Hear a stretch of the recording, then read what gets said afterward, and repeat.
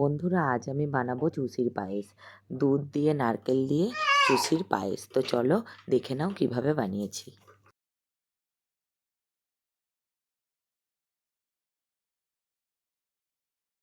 বন্ধুরা, চুষি পিঠে বানানোর জন্য আগে আমাকে চুষি কেটে নিতে হবে। তো আমি এখানে চালের গুঁড়ো দিয়ে চুষি গুলো কেটে নিয়েছি। এই চালের গুঁড়োটাকে আমি প্রথমে হালকা উষ্ণ গরম জল করে মাখিয়ে নেব, যেভাবে ময়দা মাখায় ঠিক সেরকমভাবেই একটু লবণ দিয়ে চুষিগুলোকে আমি কেটে নিচ্ছি। তো তোমরা চাইলে এখানে লবণ নাও দিতে পারো, রান্নার সময় দিলেও চলবে। তো দেখো, এইরকম মাখিয়ে এরকম একটা দোলা পাকিয়ে নিয়েছি। এরপর আমি চুষিগুলো কেটে নেব। এরকম একটা কাঠের মধ্যে ছোট্ট ছোট্ট গুলি গুলি করে এরকম হাতের সাহায্যে ঘষে ঘষে চুষিগুলো আমি কেটে নেব। প্রত্যেকটা চুষি এই রকমই হবে, আর একদম এগুলো গায়ে গায়েও জড়াবে না, কিচ্ছু না। তো প্রতিটাও আমি এইভাবে কেটে নিচ্ছি। তো বন্ধুরা, ভিডিওটা চলাকালীন একটাই রিকোয়েস্ট, ভিডিওটা ভালো লাগলে লাইক করো, কমেন্ট করো আর শেয়ার করো। যারা আমার চ্যানেলে নতুন আছো তারা চ্যানেলটা সাবস্ক্রাইব করে পাশে থাকা বেল বাটনটি বাজিয়ে দিও, যাতে আমার ভিডিও তোমরা সবার আগে দেখতে পাও। তো দেখো, সমস্ত চুষিগুলো আমার কাটা হয়ে গেছে। আবার আমরা এরকম শেপও দিয়ে দিয়েছি। তোমরা চাইলে এরকম শেপ নাও দিতে পারো, ওরকম লম্বা লম্বা করে রেখে দিতে পারো। আমাদের ইচ্ছা হলো আমরা দিয়েছিলাম। তো যাই হোক, এরকমভাবে সমস্ত চুষিগুলো আমি কেটে নিয়েছি। এবার আমার রান্না করার পালা। এই চুষিগুলো রান্না আমি করব। চুষিগুলো রান্না করার জন্য দুধ দিয়ে যেহেতু আমি করব, তাই দুধটাকে আগে জাল করে নিতে হবে। বেশ ঘন মাপের দুধ নিতে হবে, ঘন ঘন দুধটাই বেশি ভালো হবে। তো পাতলা দুধ হলে সেটাকে জাল দিয়ে দিয়ে ঘন করে নিও। যেহেতু আমার এখানে দুধটা গরুর দুধ ছিল আর একটু বেশ পাতলাই ছিল, তাই আমি এটা জাল দিয়ে দিয়ে ঘন করে নিয়েছি। দেখতেই পাচ্ছ কতটা ঘন হয়ে গেছে দুধটা। তো যাই হোক, এইরকম ঘন হয়ে যাবে যখন দুধটা, তখন দুধটা যখন ফুটে উঠবে ঠিক সেই সময় চুষিগুলো আমি দিয়ে দেবো, কেটে রাখা চুষিগুলো। এদিকে আমি নারকেলকে কুড়িয়ে রেখেছি এইভাবে, এই দেখো নারকেল কুড়াও আছে, নারকেল কুড়াও দেবো। তো যাই হোক, চুষিগুলো দুধের মধ্যে দিয়ে দিয়েছি, দিয়ে ভালো করে মিশিয়ে দেবো। একটাও চুষি পিঠে কিন্তু ভাঙবেও না, মিশেও যাবে না, গলে যাবে না। তো যাই হোক, চুষিগুলোকে ভালো করে দুধের মধ্যে মিশিয়ে দেবো। মিশিয়ে দেওয়ার পর ফুটিয়ে নেব। এগুলো খুব একটা বেশিক্ষণ সময় লাগবে না, ব্যাস ফুটে গেলে কিছুক্ষণ পরই নামিয়ে দিলেই চলবে। তো দেখো, এখন এগুলোকে দুধের মধ্যে ভালো করে মিশিয়ে দিলাম।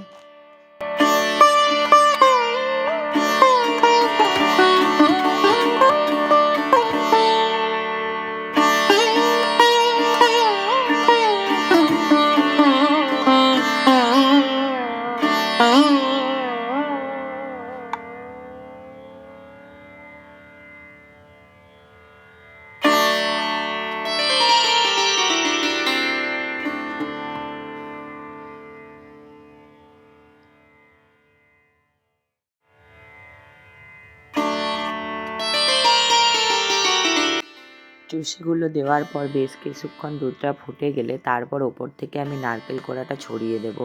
নারকেল কোড়াটা ছড়িয়ে দিয়েও ভালো করে ঘেঁটে দেবো।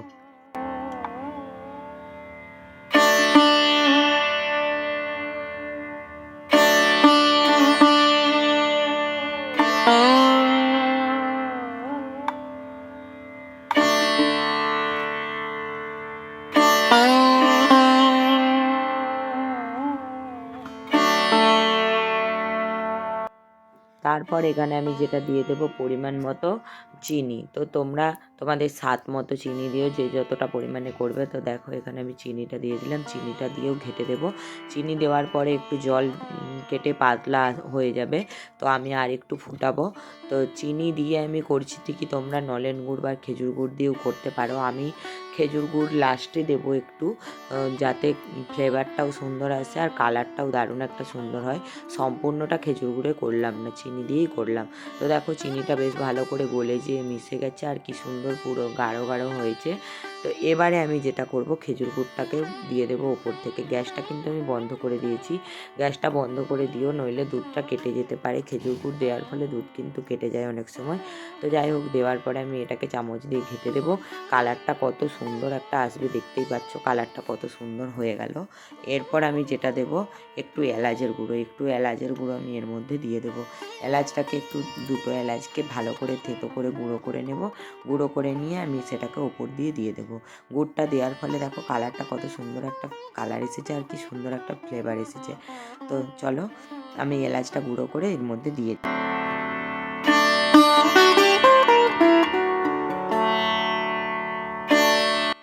তো তো বন্ধুরা আমার চুষির পায়েস রেডি হয়ে গেছে। তো চলো আবারও আসবো নতুন নতুন ভিডিও নিয়ে তোমাদের কাছে খুব তাড়াতাড়ি। ততক্ষণ ভালো থেকো, সুস্থ থেকো আর সাবধানে থেকো।